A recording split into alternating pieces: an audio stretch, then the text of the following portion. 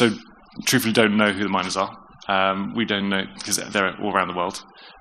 So anyone can join as a miner.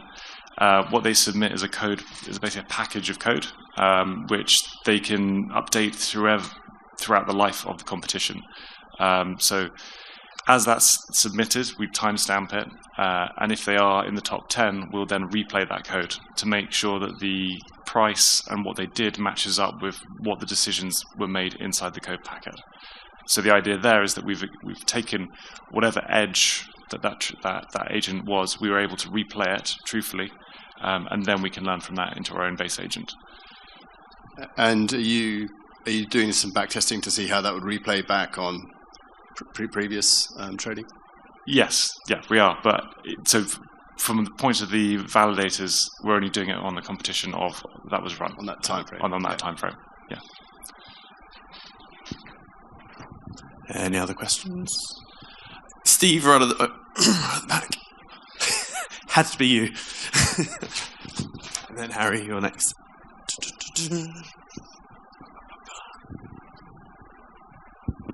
Hey, so it's just on the agent trading. Obviously, we're looking at the subnets and think about those in terms of businesses. So what's the business model there for how that makes money and how it will then effectively operate in the future with that? Yeah, so Astrid itself is a digital asset treasury, which holds a lot of alpha and TAO. So one way it makes money is trading profits itself. And that's going to primarily be the driver. The second one will be being able to deploy those AI agents into vaults. And from those vaults, you can basically take a percentage fee of every trade, which will be the revenue. Anyone else? Rob, as someone new to the ecosystem, newer, and you didn't know about it 2 months ago, you've obviously found out and seen so much value in Bittensor.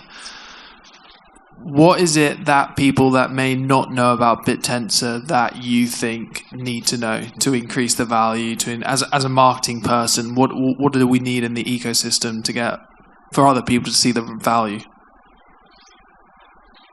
That's a really cool question, by the way. So I think it speaks a little bit to what Mark said earlier, and the reason that the Herald subnet exists is that knowledge of Bittensor outside of Bittensor. If I walked down the street over there and stopped 100 passers-by and said, "Do you know what Bittensor is?" If anybody who hadn't just left this building spoke to me and said yes, I'd be shocked. So I think people, A, don't know it exists. B, it's difficult to describe. If you describe the mining of intelligence as something that gets paid for out of a token that didn't exist necessarily 24 hours ago, that's a hard thing to explain. So I think Bittensor simply needs to get better at communicating its value, what it delivers, and not at a conceptual level necessarily, because it's difficult, but actually just that this is the kind of output it's able to deliver, and the companies and businesses that get built off the back of that tech, this is the value that they can bring to the world that they could not bring without it. If you look at some of the other subnets and the work they're doing, and things like Josh is doing in his business, and I've seen some of the medical ones, they could not do that any other way. So that ability to accelerate and decentralize value, I don't know anywhere else that does that. Without wishing to suck up to Mark and Sam, Bittensor has a PR problem. Any other questions? Leo, you've been in Bittensor for a long time now, and you've made some pretty cool philosophical sort of posts of what Bittensor is, where it's going. I think ages ago you mentioned something about that subnets were the evolution of companies of some sort. Could you elaborate a bit more on that? Ooh. Okay. I'm trying to remember the post on this one that I made.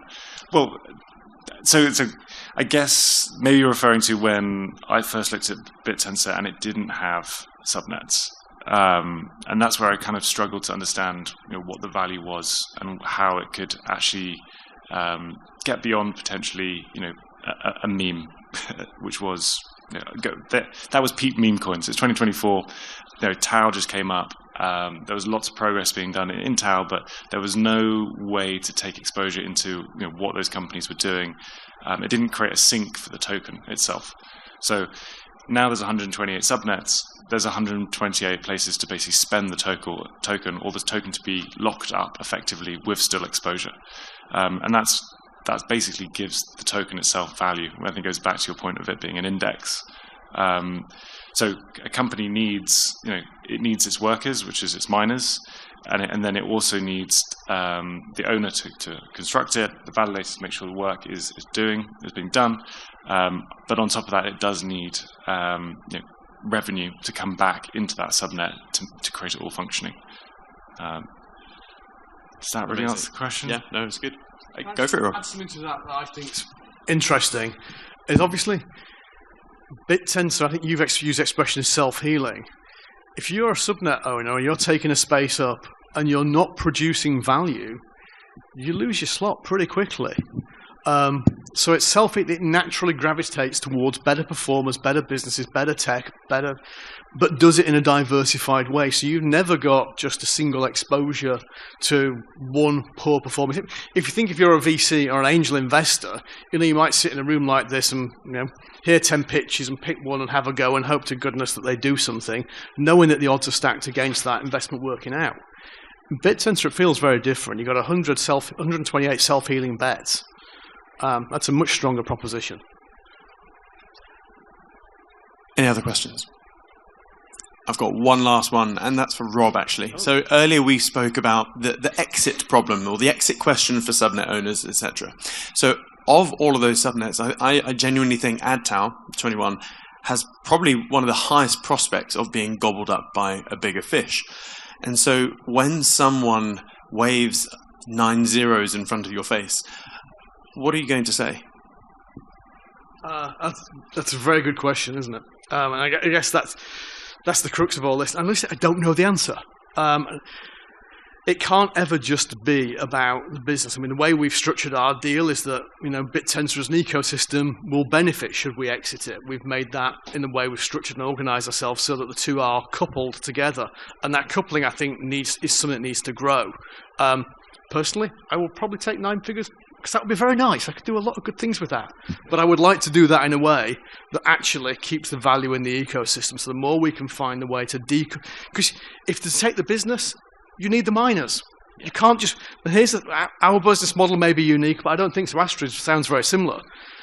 There's no sign that says done for Google Ads predictions models. It doesn't stop.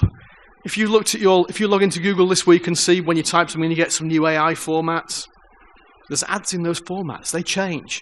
The ecosystem evolves and changes, so you can't go, finished it, that's Google Ads, box ticked, move on. So if I own the company, or somebody else owns the company, they still need the miners. The value has to continue to be created weekly because it doesn't stop. I guess for both of you, oh yes, what if we can pass the mic to the back?